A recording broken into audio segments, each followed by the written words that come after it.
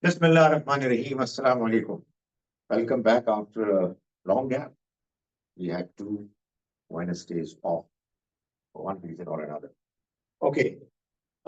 We have been doing the last surah of the Quran, which are the briefest surahs, and therefore they're the ones which all of us have memorized, and we use them, read them quite often during our prayers. So what we decided was that it's a good idea that we should do them so that when we say our prayers and we recite those surahs, we understand what we are reciting. The idea is to continue to understand. The idea is to continue to think, question, and to find out what the Almighty is saying and why is He saying what He is saying. What is the context in which He has said it? Who is He addressing? And what is the message for me? Right? All these things we need to think about. Right? Okay. Now, before I move to the two surahs of today, so I'm trying to suggest that I do two surahs today. Let me talk about very briefly the earlier surahs so that we know the context. So we started our discussion from Surah Al-Nasr. Surah Al-Nasr is surah number 103, and it was followed by Surah Al-Humaza, which was surah number 104. While in Surah Al-Nasr, the Almighty talked about the fact that these people who are being addressed by the Quran, by the Prophet ﷺ, through the Quran, they are very likely to meet with a disaster. Innal insana lafi khusr. They're going to be destroyed. They will perish. They'll be punished. إِلَّا الَّذِينَ آمَنُوا وَعَمِلُوا الصَّالِحَاتِ وَتَوَاصَوْا بِالْحَقِّ وَتَوَاصَوْا بِالصَّبْرِ. So an exception was given that there is only one way that they can be rescued. They'll be saved from that punishment, which is to believe, do good deeds, exhort each other to the truth, and exhort each other to be steadfast. The next surah, Al-Humaza, is talking about the people who were mentioned, referred to in this surah, that they're going to be destroyed. Those who did not believe, those who did not do good deeds. Who were they? They were the ones who were making fun of the Prophet. May God be with them. Humaza, Al-Humaza. They would have these gestures, facial expressions, and their tongue used to oppose him, to make fun of him. And the Quran says that they're doing it because they're wealthy people and they are so obsessed with the love of wealth that they just earn it, count it, and that is what they enjoy. And they think that this wealth is going to enable them to live forever. That is the kind of mentality that they have gotten into. So they're going to be destroyed. They will be punished, and the kind of punishment they're going to be fire that's going to reach out to their hearts, the heart where this love for wealth was entrenched, which love deprived them of faith. So you see, the idea is that if you are overly engrossed in the love of worldly things beyond acceptable limit, within acceptable limit, it's okay, it's desirable. Beyond that limit, well, you lose your morality. You lose the inclination to know the truth. So that is what happened to them. So this is the first prayer. It was followed by Surah Al-Fil, which is 105. and Quraysh, which is 106, right? In Surah Al-Fil, the Almighty is telling these people who have been addressed in the Quran directly that look here, uh, you know it. Some of you have seen it, that this house of Allah, of which you are the custodians, it was attacked by a, by a king, by a warrior who had come to ransack. And Allah help you in being able to defend it. Extraordinarily. It was something you couldn't have managed yourself. And you know it. So, know the power of your creator.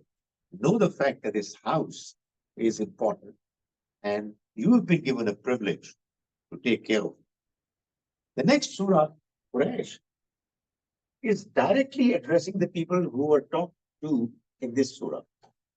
They have been named. Quran says that these people of Quraysh have got the privilege of undertaking journeys during summers and winters. Summers to Syria, etc., winters towards Yemen. And these journeys are the basis of their economies.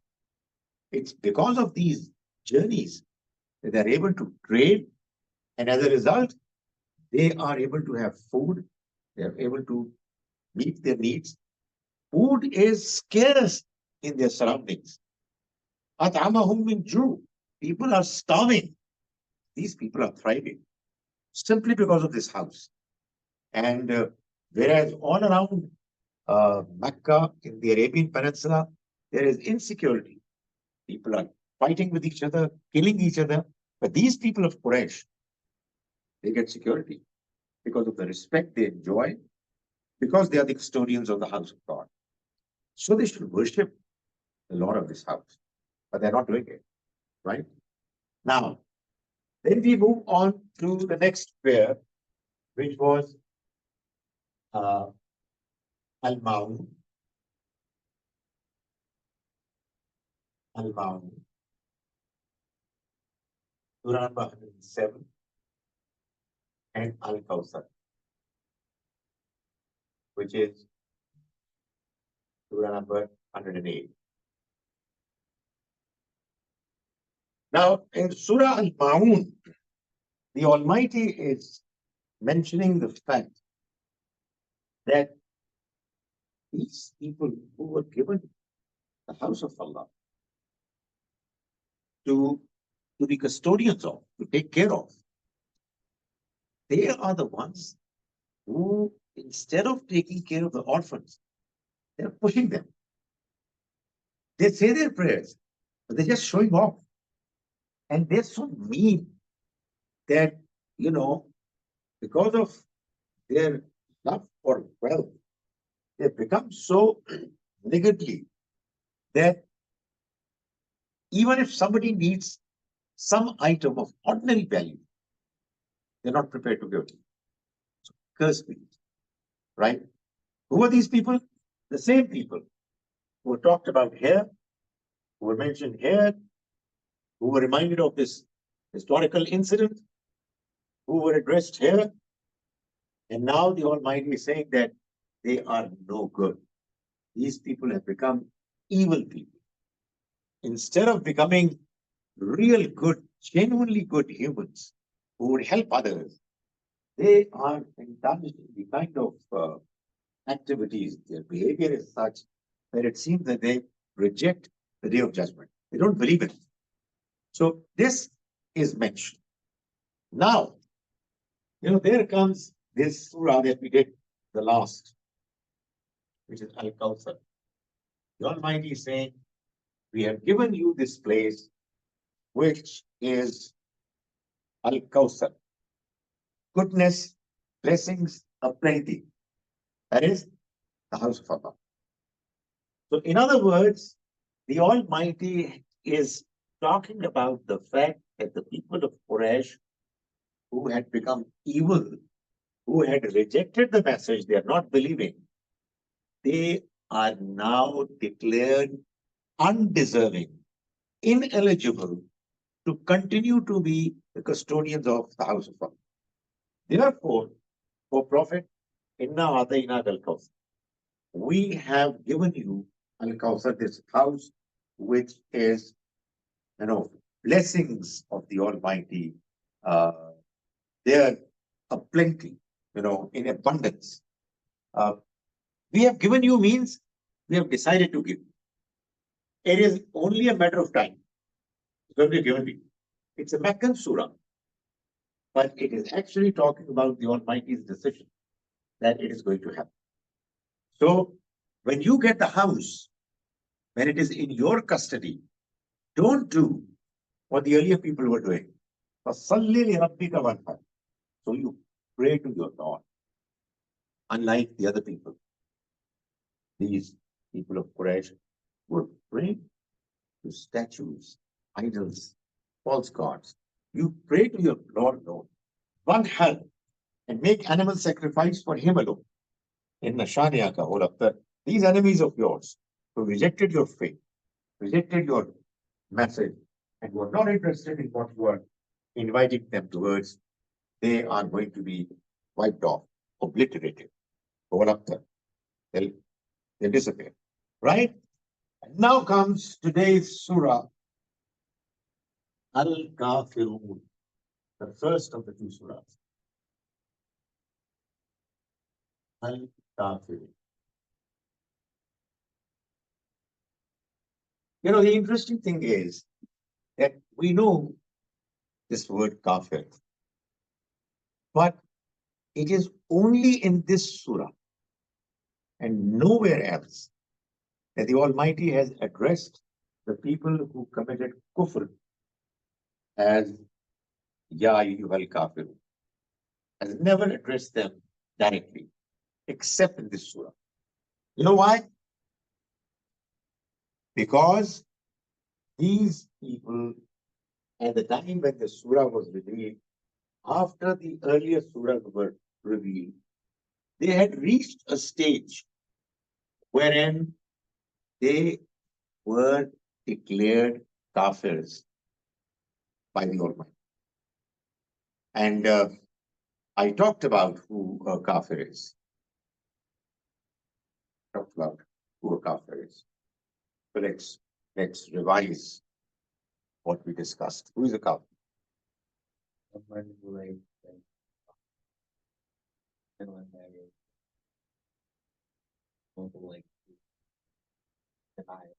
Good, good. Anything else? So, What? Right.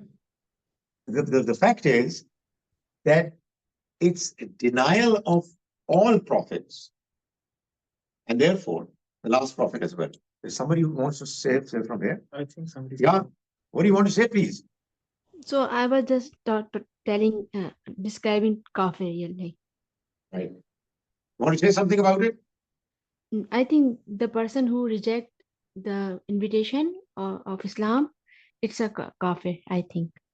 The person who is, that's fine. That is fine. But the only thing is that when we say rejects the message of Islam, what it means is that he knows, he has come to learn about it. He has been presented with the message of Islam, and yet he rejects. We quite often incorrectly attribute all non-Muslims as kafirs. Well, there are so many non-Muslims who do not accept Islam because of our lack of performance. We have not been able to deliver the message to them. We have not been able to show a good conduct that would attract them. So anybody who knows the truth, and by the way, this is another discussion.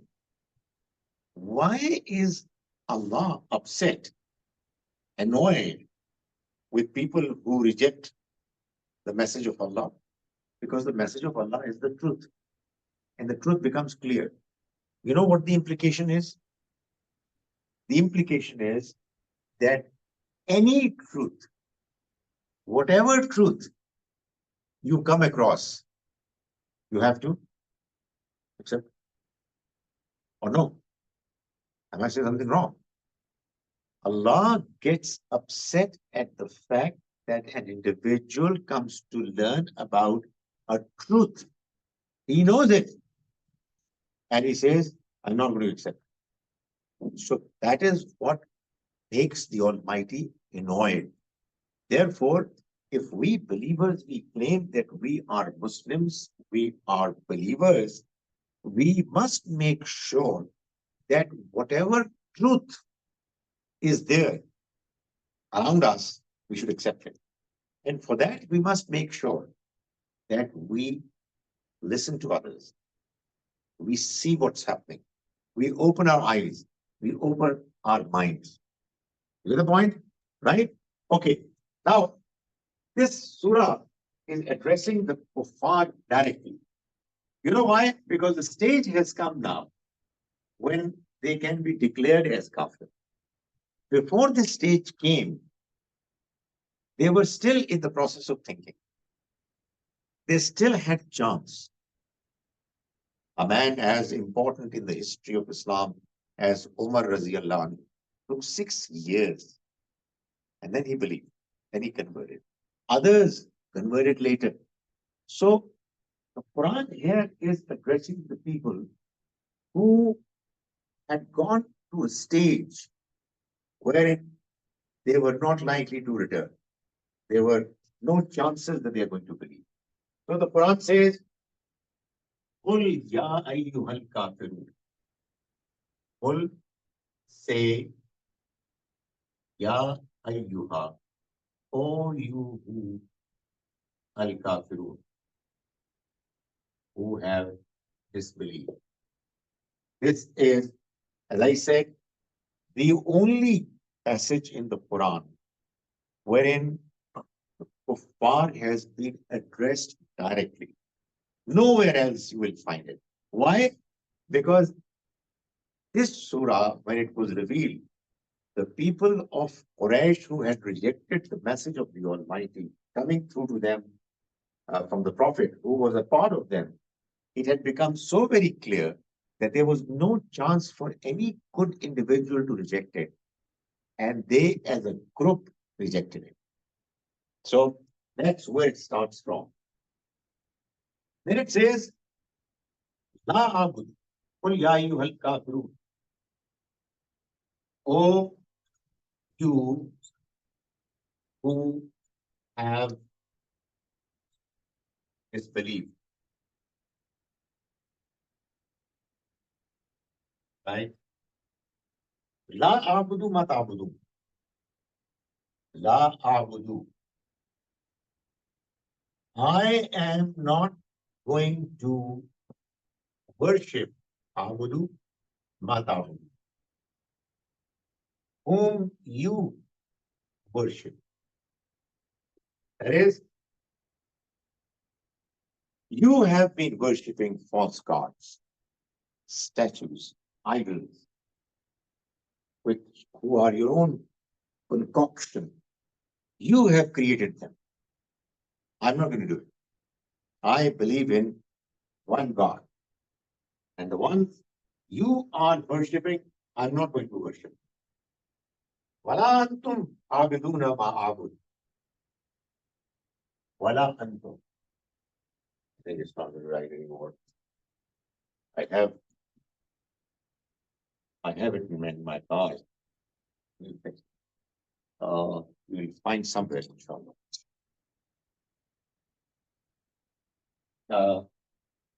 Wala antum abiduna ma. Wala antum abiduna ma abud. Right? And nor are you going to worship, nor are you going to worship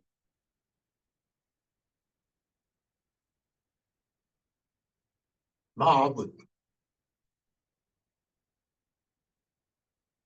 whom I worship.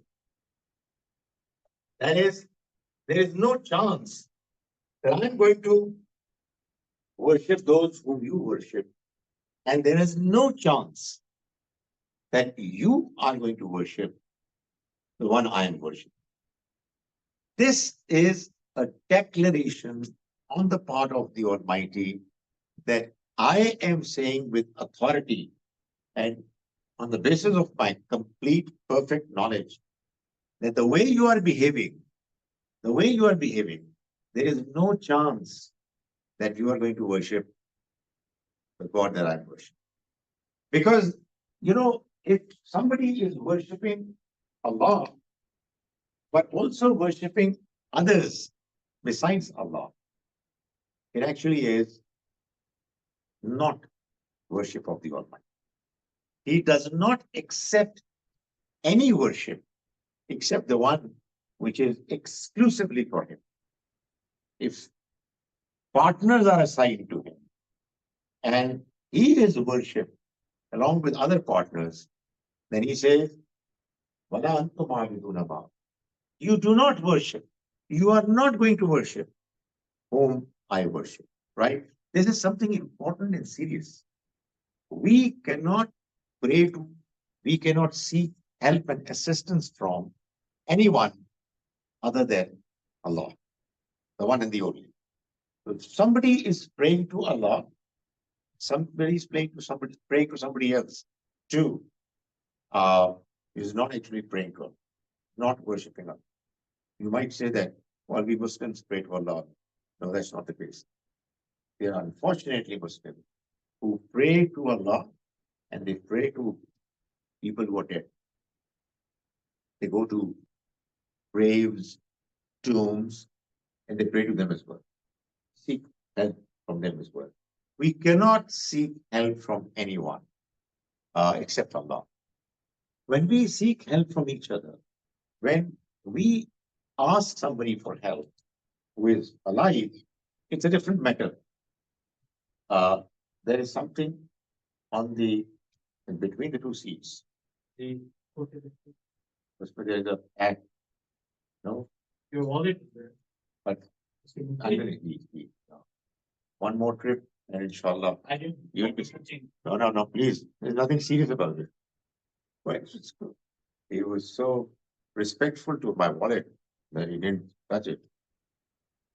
Although underneath that wallet was for the treasure that he was looking for. Okay, so you get the point. Worshipping Allah means worshipping nobody else except Him. If you are worshipping others, praying to others, along with God, that is unacceptable. The Almighty says, I don't accept it. So He says that these kuffar, these are the people. "Wala antum aabiduna ma a'bud." You are not going to worship whom I worship. "Wala ana aabidu ma abadtum." "Wala ana abidun." Nor have I ever worshipped ma abadtum, whom you worship. That is, I have successful, brilliant. So the lesson is that when you see a wallet, touch it. See if there's anything inside it. Okay. And I have not worshipped. Look at the difference.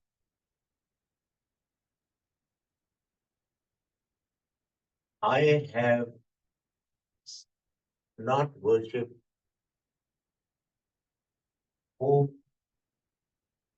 you worship. That is, even in the past, it has been the same case.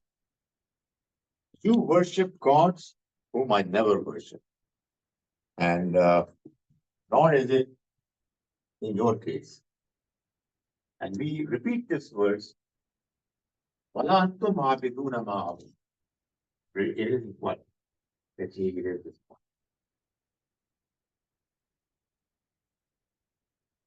وَلَا أَنْتُمْ عَابِدُونَ مَا أَعْبُدُ. وَلَا أَنْتُمْ عَابِدُونَ مَا أَعْبُدُ. You look at it, it's just this verse that's getting repeated again. But it's talking about now of the past. Nor did you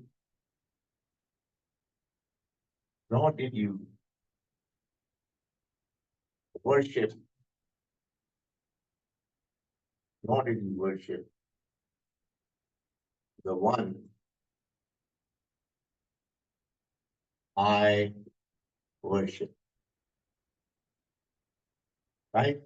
So what it means is that, you know, you have a completely different religion. You have a completely different worldview. What you stand for is completely the opposite of what I stand for. I've tried my best. I have demonstrated before you, clarified to you, given arguments before you, that there is no deity, no God, nobody worthy of being worshipped or worthy of being sought help from, except him. But you've not listened to me. You're not interested. Tried my best. So now, lakum dinukum waliya. Lakum dinukum waliya din. For you is your religion. For you is your religion. And for me is mine.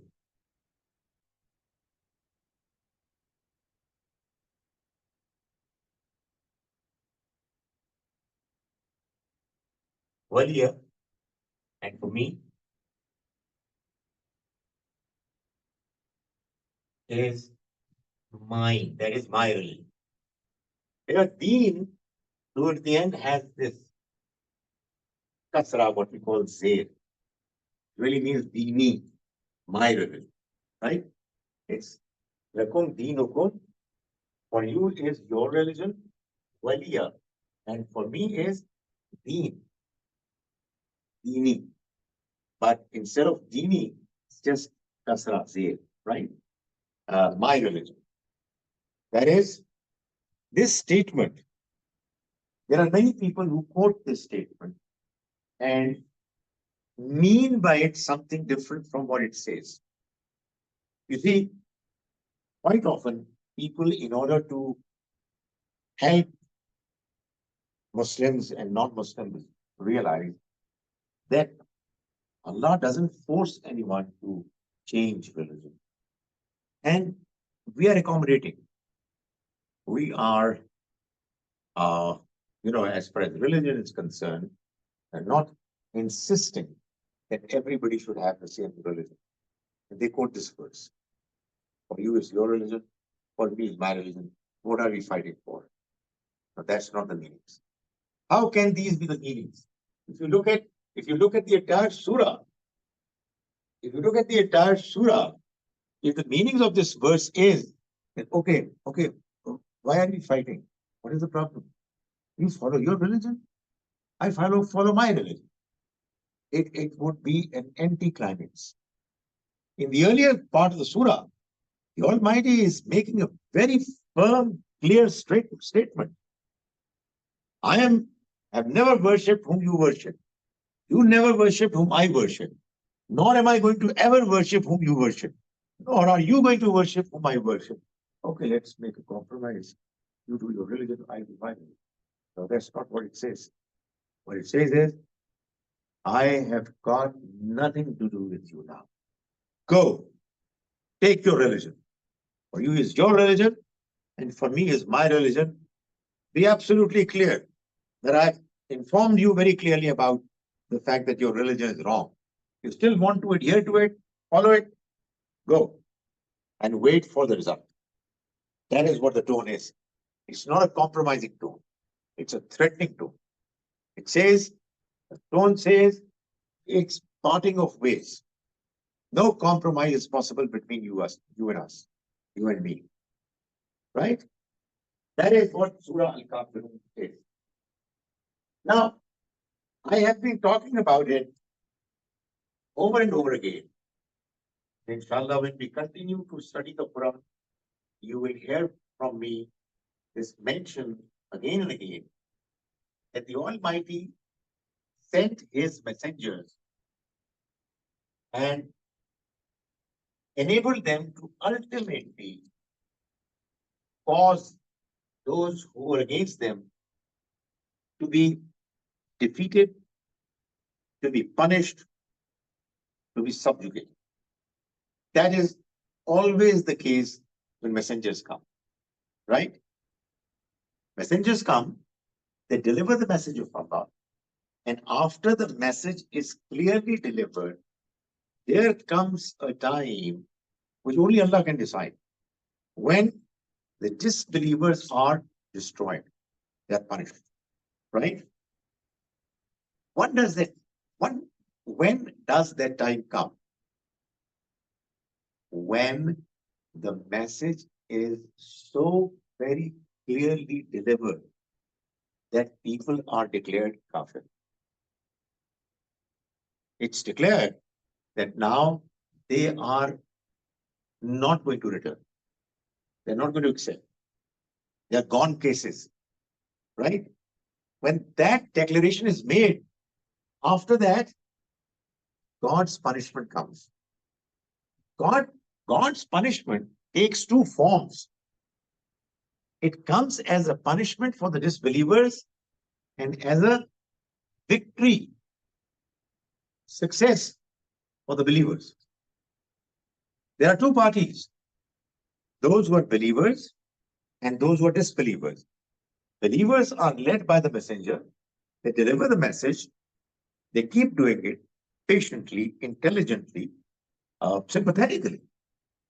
But those who don't believe, they not only not believe, they also cause harm to those who are delivering the message. They're making fun of them. They're opposing them. And this opposition, this tussle becomes more and more grim and serious until such time that the climax is reached.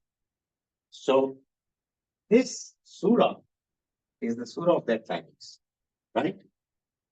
It's after this climax is reached that we have the next surah, Al-Nasr, the head. إذا جاء أعوذ بالله من الشيطان الرجيم بسم الله الرحمن الرحيم إذا جاء نصر الله والفتح. When comes the help of God and victory? You see the relationship?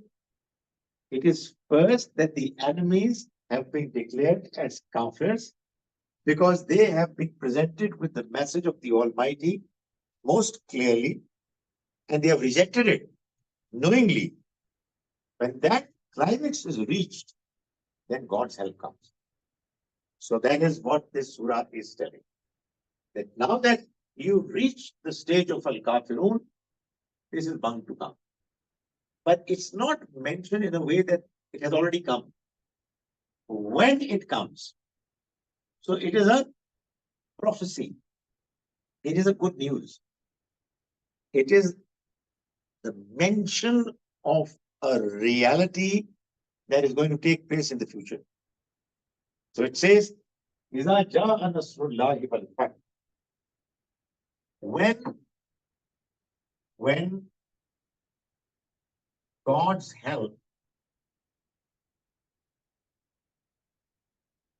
and victory comes. This victory is the victory of Mecca, conquest of Mecca. You know, the Almighty is saying that when this is going to happen, it has not happened when the surah was revealed. It's a Meccan surah, but it is a clear prophecy, good news of success, help, and victory.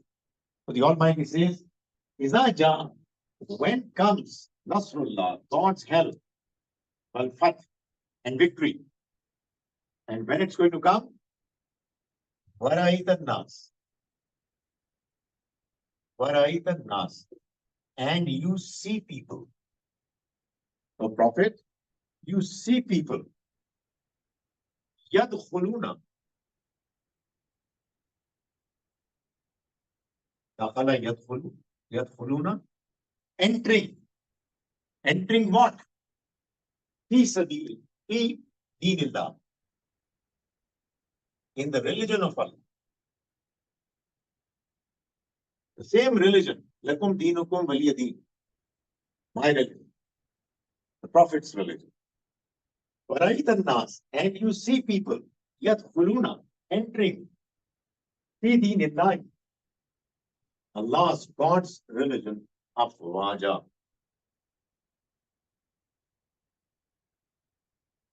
Afwaja in groups, in large number, right? In large numbers. So this is a prophecy, a prediction. This is a mention of something that was to happen in the future. And it has been mentioned here as a good news. And it has been mentioned, as I said, immediately after Surah Al-Kafirun. Why? Because Surah Al-Kafirun is the climax. It really is a surah which, when it was revealed, it was as if the Almighty was saying, enough is enough. It's all over now. We are not going to invite you to believe anymore. Why? Because you're a hopeless case. You're hopeless. I cannot say it about anyone. You can't say it about anyone. Allah can say it. Why? Because He knows everything.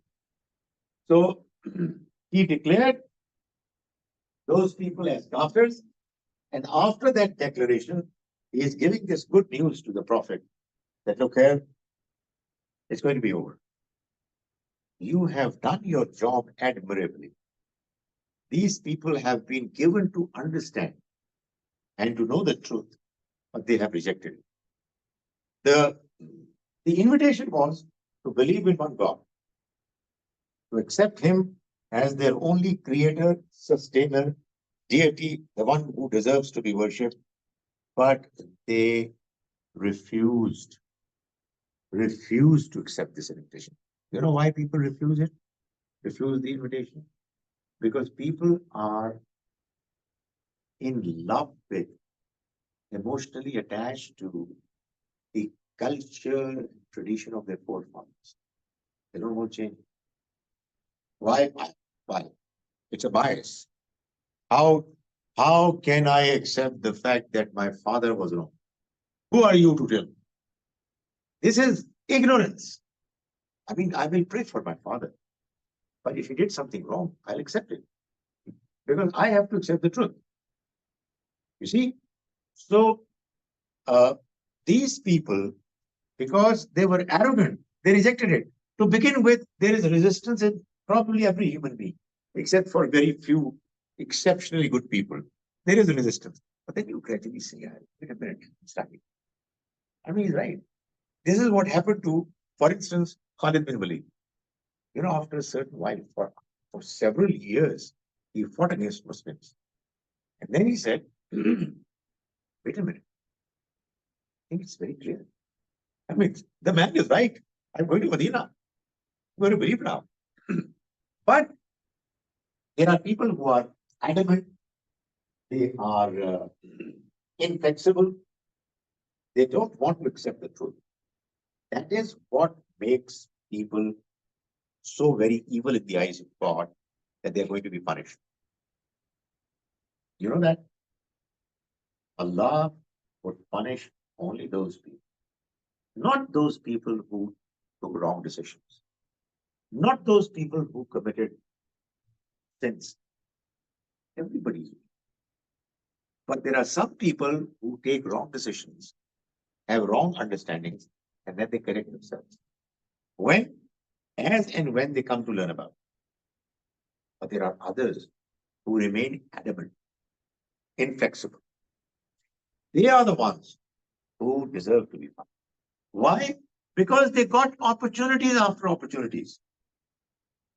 And they did not avail them. So they are the ones who were addressed there. And now the Almighty is giving this good news that today you are how many? 100 plus minus, very few in Mecca. 100, 150, nothing more. And there will come a time when yadkhuluna, you will see people yadkhuluna, entering fi dinillah, in the religion of Allah, afwaja, in large numbers. That is exactly what happened. After the conquest of Mecca, people, they entered Islam in large numbers. You know why? Because they saw the truth? No. Because the decision took place regarding who is the power, the might in the Arabian Peninsula. So the might of the Quraysh was destroyed. And people could see that now these are the people who are the rulers. So they entered the fold of Islam in large numbers. Some of them were believers. And some of them were newcomers. Just they entered Islam because they had no choice. And some of them later became Buddhists. But some of them were hypocrites. So it was all mixed up. But because of the change in circumstances and the scenario, the power structure, people entered the fold of Islam in large numbers. When it happens, it started from Izan. When it happens, whenever a sentence begins with Izan, when it happens, it has a second part. You see this point? If I say, when I entered the room, full stop. He said, please finish it. We are waiting for you. I said, no, I'm not going to say anything. So why did you start it then? When I entered the room, then what happened? So you said one part of statement, the second has to be said. Otherwise, the statement isn't complete, right? So when the help of Allah and victory will come, and you see people entering the religion of Allah in large numbers, then what? Fasabbih. Fasabbih. Then do tasbih. Bihamdi Rabbi. With the praise of your Lord. That is, then you remember Allah. And remembering Allah is primarily, if you want to do it in a complete way, is based on two different ways of remembering. It's either tasbih or hamd. What is tasbih? Tasbih is to declare Allah, God, free from all weaknesses, errors, right? God has no error. He has got no weakness. So the Quran says, for example, almost each time the Quran says, وَقَالُوا اتَّخَذَ اللَّهُ وَلَدًا. They say that God has children, God has sons. You know that what happened, what it says immediately afterwards. So on. No, he's free from all weaknesses. How can he have a son? How can he have children? Children are needed by humans. who are going to die. So they want somebody to succeed them, who are going to grow old. So they need children to take care of them. Allah is not going to grow old, nor is he going to die. He is free from all these weaknesses. So tasbih is to declare that Allah is free from weaknesses. فَسَبِّحْ بِحَمْدِ رَبِّكَ, and praise your Lord. The other aspect of remembering Allah is that He has got all the good attributes and He is worthy of being praised and thanked. So when we realize that everything that is here, every benefit that we are reaping is from Allah, we praise Him, we thank Him. So that is what the Almighty is asking the Prophet ﷺ to do. وَاسْتَغْفِرُ, and seek His forgiveness. وَاسْتَغْفِرْهُ. So declare free from weaknesses.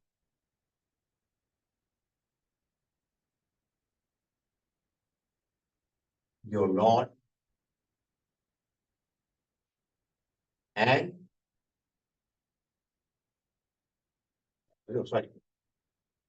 and with His praise. With His praise. وَاسْتَغْفِرُ, and seek His forgiveness. Who is being asked? Who is being asked? The Prophet. The Prophet ﷺ is being asked that when you see that God's help and victory has come, and the indication of it is going to be that you see people entering the religion of God in large numbers, it is at that time that you should start doing tasbih along with his and seek his forgiveness. Did the Prophet not do it before? He did it. But do it even more. Do it as much as you can. It is said that, Aisha radiallahu anha mentioned that the Prophet ﷺ, I saw him worshipping the Almighty, doing his tasbih, doing his and seeking his forgiveness much more than he would normally do. And I asked him, why are you doing it? You are already forgiven. And he said, there are more than one statement attributed to him in his response. But one of the things he said, Allah gave me a sign, which when it would reach, I was asked to worship him even more. And I can see that success. So he started worshiping him even more, seeking his forgiveness. Innahu kana tawwab. Indeed, he is the one who accepts all repentance, who returns to you.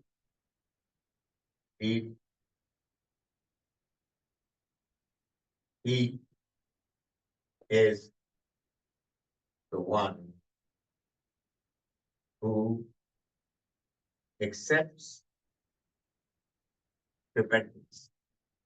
So you go back to him and seek his repentance. What it means is that, as far as tasbih and and seeking forgiveness is concerned, there is no end to it. There is no limit to it. Nobody should consider himself above the level of seeking forgiveness. Because, if the Prophet was asked, sallallahu alaihi wasallam, to seek forgiveness from Allah, at the very end of his life, then obviously there's nobody else who can claim that, well, I don't know, need to do it. And the reason why the Prophet was asked to do it was that, the higher you reach in your level, the more expectations are there from you. And you as a person, if you are a good individual, if you're a good person, God-fearing, then you will set such high standards for yourself that you will feel that you didn't do as well as you should have. So you say sorry to the Lord, seek His forgiveness. Whatever wrongs happened, whatever weaknesses took place, whatever areas you felt could not be attended to quite as well as they deserve. So the more you are self-critical, the more you find thoughts within you for which you need to seek forgiveness from the Almighty. And obviously, I mean, if a person is extremely good and sensitive, he will do that. So these two surahs, if you look at them together, they form a pair. In this pair, in Surah Al-Kafirun, the Almighty declared that the people of Quraysh who did not believe, they had gone beyond any possibility of corrections, of return to guidance. They're not likely to be guided anymore, despite the fact that the message was delivered to them most clearly. After this was done, the next part was that they were actually the good news was delivered of God's help and the victory to come. So Allahu Akbar, Allahu Akbar, the victory is coming. Allahu Akbar, Allahu Assalamu alaikum. Akbar.